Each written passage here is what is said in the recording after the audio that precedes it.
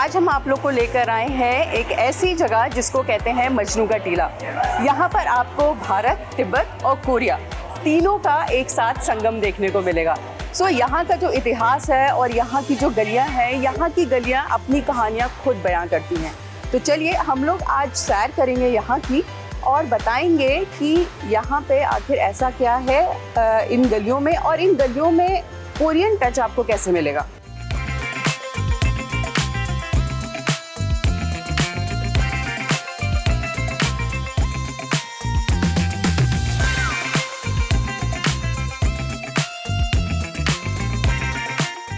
मजनू का टीला, जिसका हर कोना आपको एक नई कहानी बताता है। तो आज हम आपको लाए हैं यहाँ पे मजनू का टीला, बट हम इसकी हिस्ट्री आपको नहीं बताएंगे, बल्कि हम आपको यहाँ पे दिखाएंगे कि मजनू के टीले में कैसे कोरियन टच या कोरियन रूप देखने को मिलता है। यहाँ पे जो है बहुत इंटरेस्टिंग चीज़ें हैं, अमेजिंग कैफ़ेज़ हैं और बहुत अच्छे कपड़े मिलते हैं यहाँ पे, और यहाँ पे सारे यंगस्टर्स आपको मिलेंगे, वो सारा आपको कुछ दिखाएंगे। लेकिन प्रियांशा भी बहुत तेज़ बारिश शुरू हो रही है। एक्चुअली मैं तब से यही सोच रही हूँ कि आप तो बोल रहे हो, बट ये बारिश जो टपके जा रही है। तो क्यों ना सबसे पहले हम लोग सुगा की खबर दिखाएं। जानती हो क्या हुआ? मुझे पर्टिकुलरली तो नहीं पता क्या हुआ, मतलब होता ही रहता है कुछ ना कुछ उनके साथ, तो बट खबर दिखा देते हैं पहले। मैं आपको मैं आपको छोटा सा हिंट देती हूँ इससे पहले कि देखिए पानी इतना गिर रहा है। 6 अगस्त को सुगा को अरेस्ट कर लिया गया था एक ड्रंक एंड ड्राइव केस में। उसके बाद क्या हुआ पता है प्रियांशा? नहीं, देखते हैं सब। चलो आइए आपको दिखाते हैं।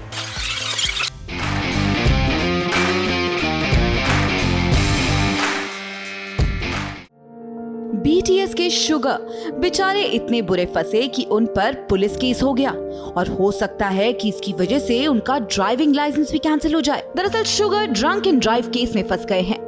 The Yongsan Police Station is currently investigating Sugar for violating traffic laws regarding drunk driving of electric scooter. Police के अनुसार शुगर को 6 अगस्त की रात को शराब पीने के बाद इलेक्ट्रॉनिक किकबोर्ड स्कूटर पर सवार होकर अकेले सड़कों पर घूमते हुए देखा गया, लेकिन उन्होंने इतनी पी हुई थी कि वो स्कूटर संभाल नहीं पाए और गिर गए। पास में गश्त लगा रही पुलिस ने जब उनको देखा तो पब्लिक से बचाने के लिए वो उनको सही सलामत पुलिस स्टेशन में ले आई। पुलिस तो उनको ले गई, लेकिन उनके साथ ही उनके खिलाफ ट्रैफिक रूल्स तोड़ने और ड्रंक एंड ड्राइव के सिलसिले में केस दर्ज कर दिया। Breathalyzer results showed that he was at a 0.08% level of alcohol consumption. South Korea में सेफ्टी को देखते हुए इलेक्ट्रिक स्कूटर को चलाने के लिए भी लाइसेंस की जरूरत पड़ती है। They are subject to strict traffic regulations similar to those governing cars. इतना बड़ा कांड होने के बाद शुगर ने माफी मांगी है। उनकी एजेंसी बिग हिट म्यूजिक ने बताया कि शुगर का लाइसेंस रद्द कर दिया गया है, साथ ही उनको अपनी इस हरकत के लिए फाइन भी पे करना पड़ेगा। Suga also personally apologise for the incident through viewers. जिस दौरान शुगर सड़क पर गिर गए उस दौरान किसी ने उनको नहीं पहचाना।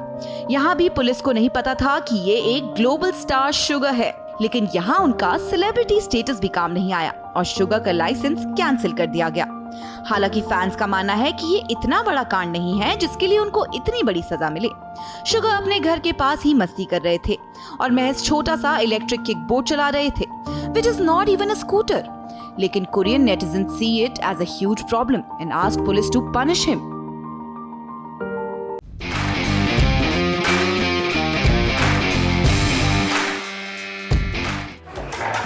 ये है यहाँ का बेस्ट लाफिंग, ये है ड्राई लाफिंग। टेस्ट किया है तुमने कभी? हाँ, पहले तो किया है। ओह रुको, यस सिन्योरा, लेट मी ट्राई।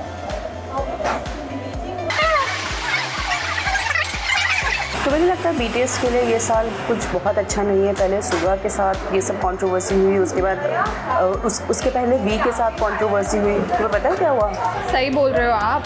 सुगा तो सुगा, इस बार ताहयोंग को भी तो आई गेस कितना कुछ ऐसे फेस करना पड़ा है, लोगों ने बॉयकॉट कर दिया है। हाँ यार, उसकी वजह से उसको 32,000 फॉलोअर्स उसके सोशल मीडिया से एक दिन में कम हो गए। Can you believe it? 24 घंटे में ही लॉस्ट अराउंड 32,000 फॉलोअर्स। कुछ भी कर लेते हैं लोग, कुछ भी बहुत टाइम है कोरिया में बाइकआउट करने का, या फिर मतलब अगर छोटी सी आप गलती कर दो एज अ स्टार और फिर देखो आपको कैसे बॉयकॉट करते हैं वो। तो मतलब वी तो एक ग्लोबल स्टार है, उसके बाद भी अगर उसको इतना एक छोटी सी चीज़ के लिए उसको इतना सामना करना पड़ा। बट तुम्हें पता है किस चीज़ के लिए बाइकआउट किया है? नहीं पता? चलो दिखाते हैं। हाँ मुझे देखना है, मैं देखूंगी ये और ये भी खाऊंगी साथ साथ।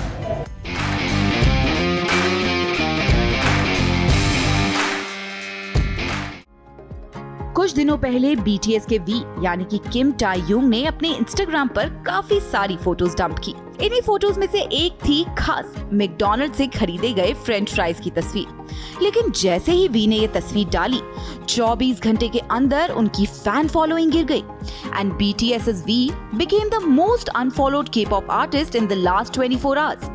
दरअसल मैकडॉनल्ड्स को इजराइल के लिए सपोर्ट दिखाने के चलते कई कंट्रीज में बॉयकॉट कर दिया गया है, जिसमें से कोरिया भी एक है। अब ये तो आपको पता ही है कि गाजा स्ट्रिप पर Israel is committing war crimes, जिसमें कई लोगों की मौत भी हो गई है। लेकिन वी की इस छोटी सी गलती की वजह से एक दिन में 32,000 फॉलोअर्स ने किम टाई-युंग को अनफॉलो कर दिया, making him the most unfollowed K-pop artist in the last 24 hours. On the other hand, कुछ लोग ऐसे हैं जो BTS के वी को पूरी तरह से सपोर्ट कर रहे हैं और उनको डिफेंड कर रहे हैं, stating that the McDonald's that support Israel is only a franchise of the brand in Israel, which has a separate management from the parent brand itself। जब से वी ने फोटोज पोस्ट की, तब से सोशल मीडिया पर एक hashtag trend करने लगा है और ये कीवर्ड है लीव टाई-युंग अलोन। वहीं इसके जवाब में कुछ फैंस ने एक नया कीवर्ड निकाला है, वी लव यू टाई-युंग, ताकि वो लोग इन हेटर्स को करारा जवाब दे सके।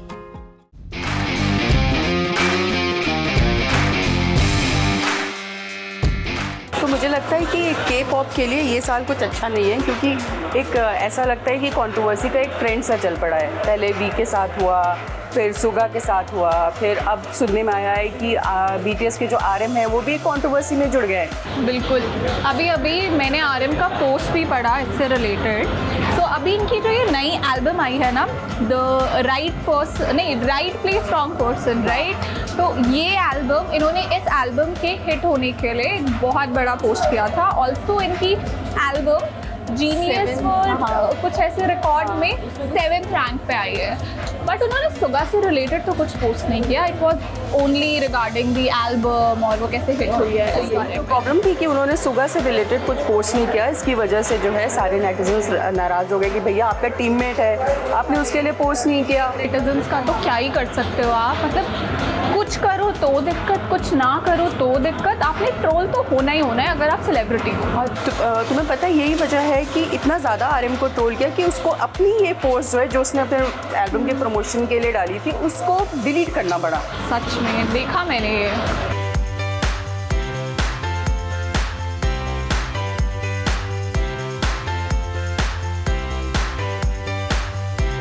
पर ये K-pop से मुझे याद आया लीज़ा के बारे में। यार लीज़ा भाई क्या बंदी है, वो कुछ भी कर ले लेकिन वो किसी कंट्रोवर्सी में फंसी नहीं, मतलब उसको कोई फर्क ही नहीं पड़ता है। बहुत ही बिंदास बंदी है, उसको कोई फर्क नहीं है, कोई कुछ बोले, दुनिया जले तो जले, लीज़ा को फर्क नहीं पड़ता।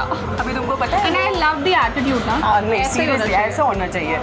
तो अभी तुमने पढ़ा वो अभी सारी दुनिया के रूमर्स को किनारे रखते हुए वो पहुंच गई हैं अपने बॉयफ्रेंड के फैमिली के साथ वेकेशन पर।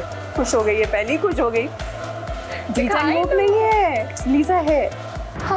कोई बात दिखा तो दो इनको, कितने मजे कर रही है देखो।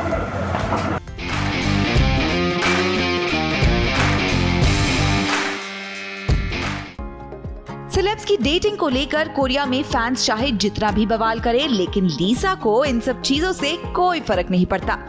अब तक तो हम लोग सिर्फ उनको फ्रेडरिक आर्नोल्ड के साथ ही स्पॉट करते थे, लेकिन अब लीसा बॉयफ्रेंड तो छोड़िए, उनकी फैमिली के साथ भी हैंग आउट करने लगी है। ये खबर तब लीक हुई जब फ्रेडरिक आर्नोल्ड की भाभी जेराल्डीन गुयोट ने इंस्टाग्राम पर एक स्टोरी पोस्ट की।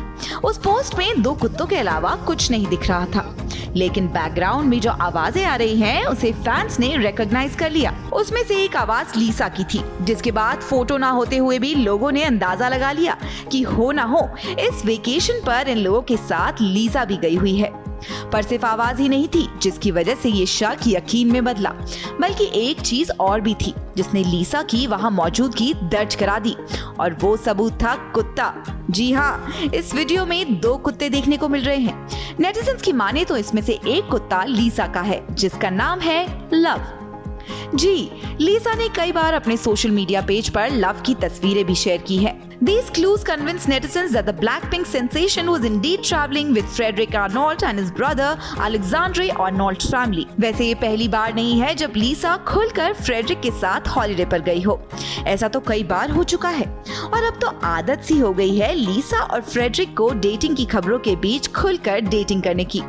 Despite the ongoing drama, Lisa was announced as the ambassador for Louis Vuitton.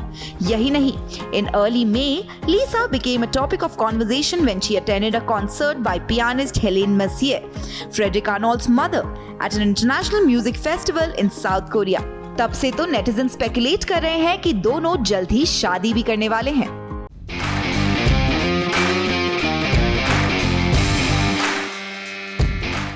Coffee with Korea में बस इतना ही। और यहाँ पे हम लोग आए हैं, तुम्हें मज़ा आया यहाँ पे?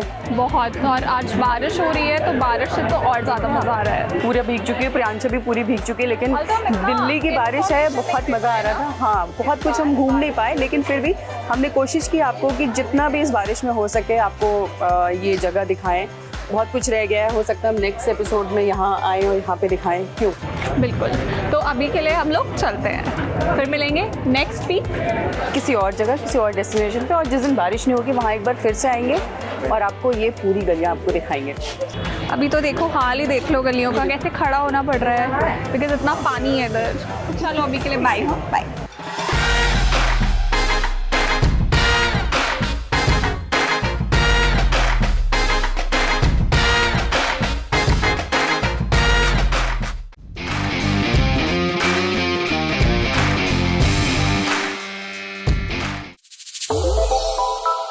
श्रेष्ठ भारत पर खबरों से जुड़े रहने के लिए चैनल को सब्सक्राइब और लाइक करें, बेल आइकन दबाएं और देखते रहें श्रेष्ठ भारत।